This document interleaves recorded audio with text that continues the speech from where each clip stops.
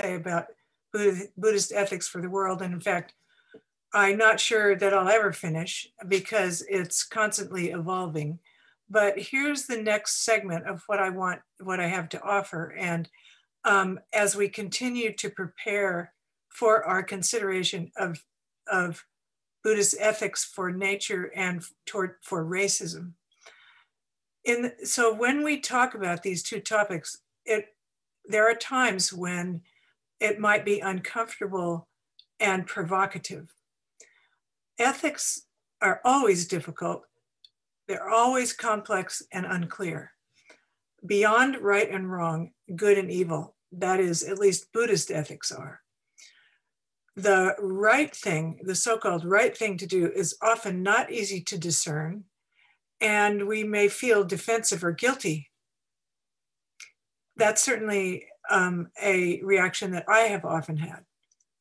In our society, we've been conditioned to think in terms of good and evil, right and wrong, dualistic thinking that makes us think that ethical discernment ought to be clear and easy. And I think this is partly responsible for the hardened polarization of attitudes that we see today. The Buddhist approach is to see it bigger. And I started out by saying to see it all, but of course, one person can't see it all, unless theoretically you're Buddha. But as bodhisattvas, maybe our view is somewhat limited. So, but we make an effort to understand the suffering of everyone and everything, beginning with ourselves. We always start with asking, what is this? Who is suffering? What is this suffering? Am I suffering? And working with such challenging subjects as racism and in the environment, each of us will first encounter our own ideas and emotions and perhaps sometimes hardened attitudes. We'll have opinions. We may feel defensive or hurt or sad. We may feel isolated, untrusting, misunderstood, accused, perhaps. These emotional reactions and thought patterns are our first object of study as Zen students and are the responsibility of each of us. Approaching Buddhist ethics asks each of us to look deeply at our own inner behavior. Remembering Dogen, to follow the way of Buddha is to study the self, and to study the self is to forget the self. I think that forget is an interesting word. I'm curious about the original Japanese word, and I haven't ever heard another translation of that word, and perhaps the word is colloquially forget. But I don't think it means to forget in the simplistic sense of it goes away. I think, or to push aside, like and forget about it, that kind of thing. No, I think it alludes to something that actually happens naturally when we take Dogen's backward step, bringing the attentive equanimity of awareness to our suffering. And in this case, I mean to our own intellectual and emotional suffering. Now, each of us, many contemporary Buddhists who are steeped in Western psychology describe this inner behavior as a kind of an internal set of emotion and thinking. Joko Beck calls this our chief feature. And she says that we discern our chief feature by watching ourselves under pressure. So maybe you're feeling a little bit of this now. Uh-oh, she's going to talk about something that makes me uncomfortable. Well, that's good, because that gives you an opportunity to watch that, to see that, and to attend to that. Whatever it is, it's a kind of habitual reaction, a bit of fear, perhaps. And we tighten up and muster our defenses. just in case we're attacked or cornered. In this way, we habitually add another layer to our own suffering. But if we really take the backward step and notice what's going on, we see ourselves having this long-standing coping strategy, this chief feature of our personality.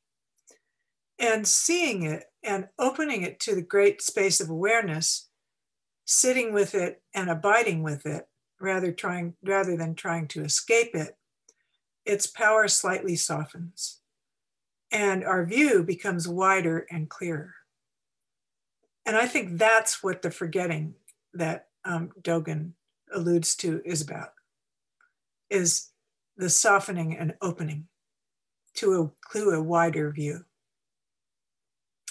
Because here's the thing, our reactive coping strategies have a very narrow scope, serving primarily to protect the self that we've identified, our ego.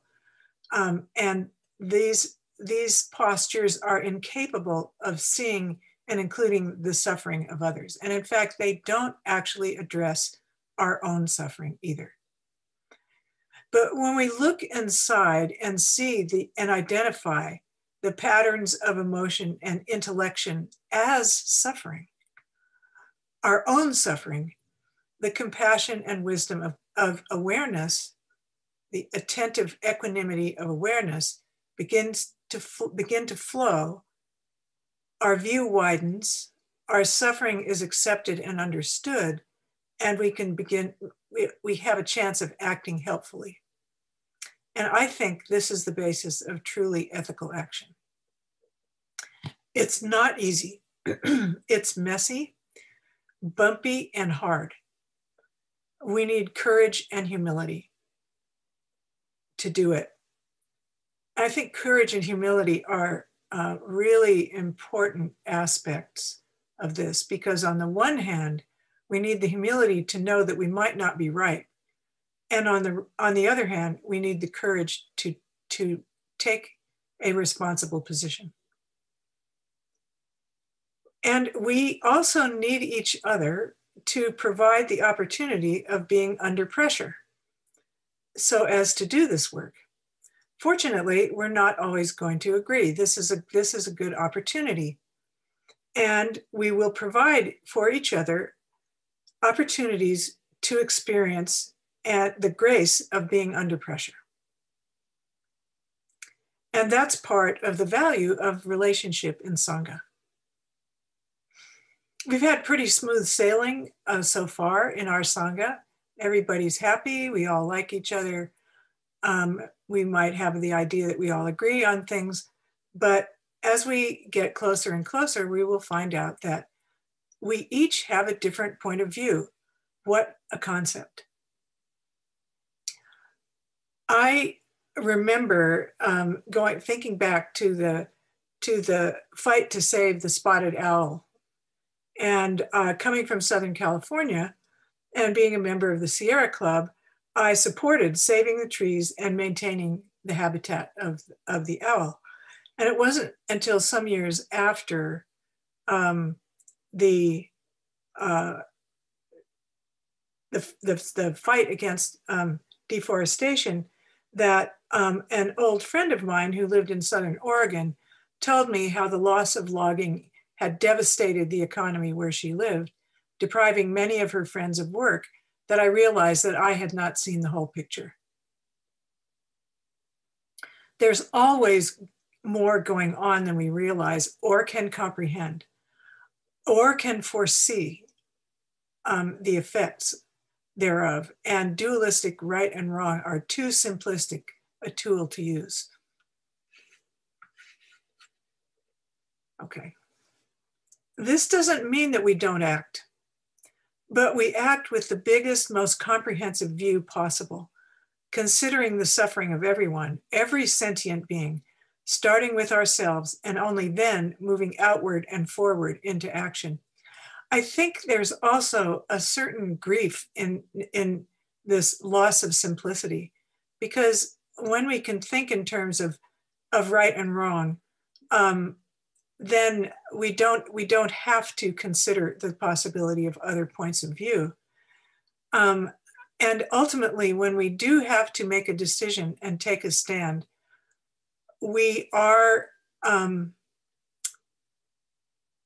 the suffering from whatever that position is. There will be suffering as a result, and that is really one of the hardest things about being a human being, I think.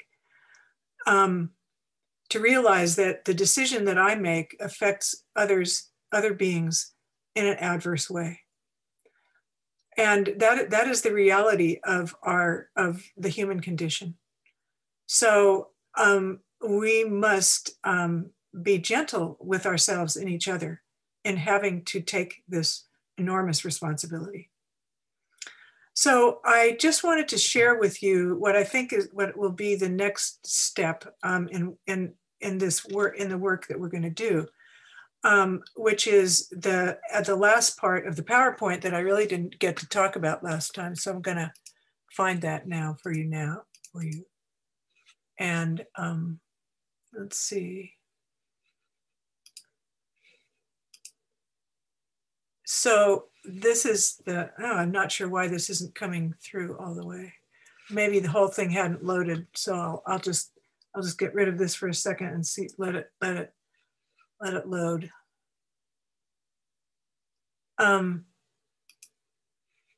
And so let's see, current slide, maybe it'll, okay.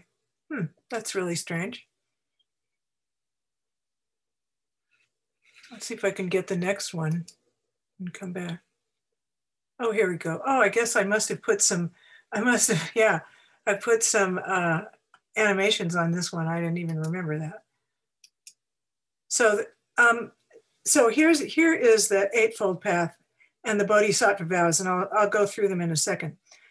And so let's start. I offer this challenge to you as we move our inquiry from the inner work of finding and understanding our own internal chief feature, perhaps more than one, our habit-bound reactivity, to investigate how to apply that practice in action.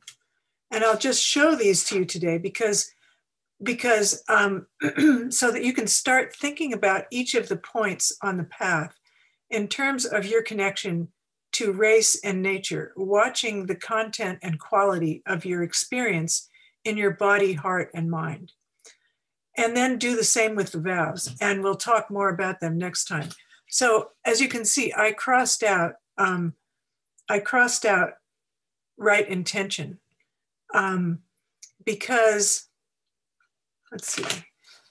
I crossed out right because I'm not sure that right is very helpful. I'm not sure because it evokes a dualistic response.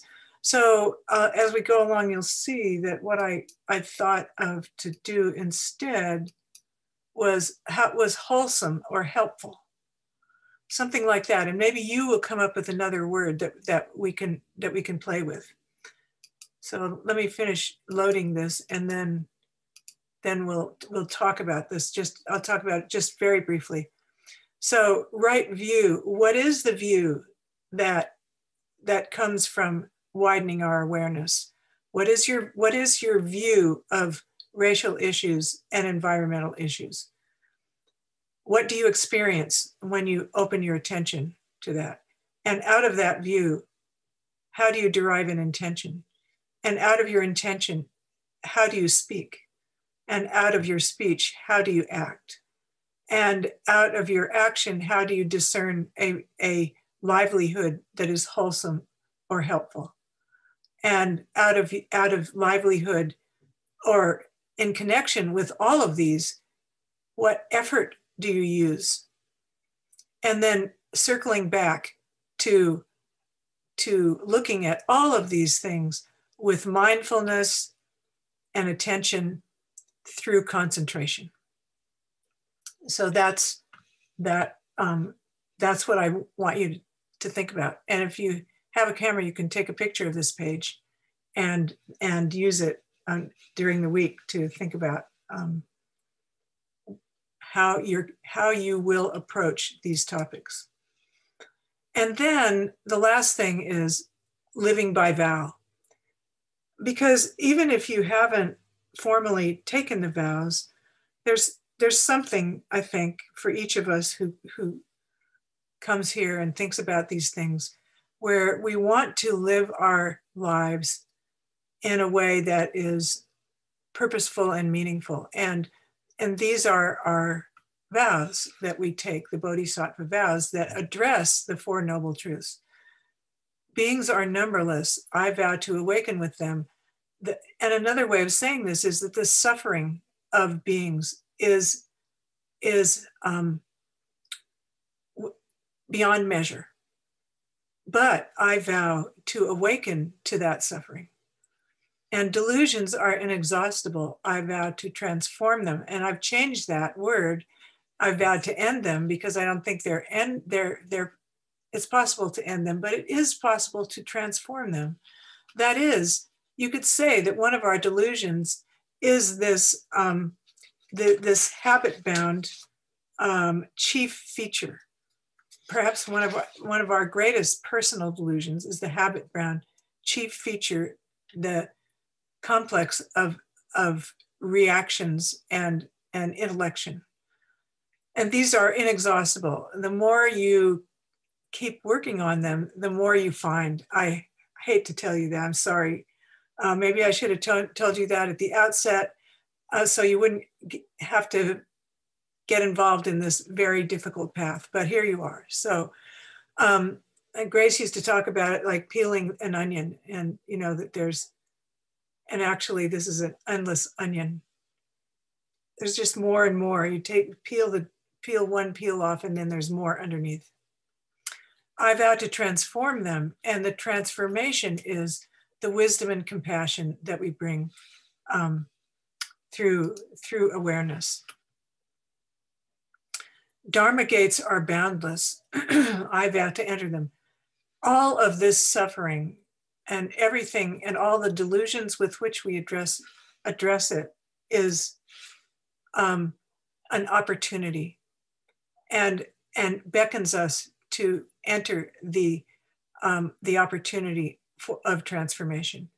And finally, the awakened way. We in our in our chant we say the Buddha's way is unattainable, but I think maybe we can say the awakened way is bigger even than the Buddha, perhaps. And it is unattainable. We will never perfect it as human beings. Or if we do, it will take us beyond our imagining. But we move towards it with all of our effort and energy every day, all day long, as much as we can. Thank you very much. Now, at somebody's suggestion, we thought it might be good that after the Dharma talks, we just have 2 minutes of silence for you to gather your thoughts. And then, so Annie, can you ring, or can you, see, are you there? Can you, let's see.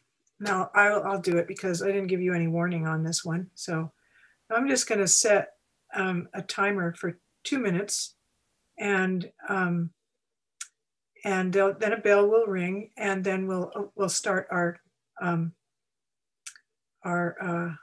discussion.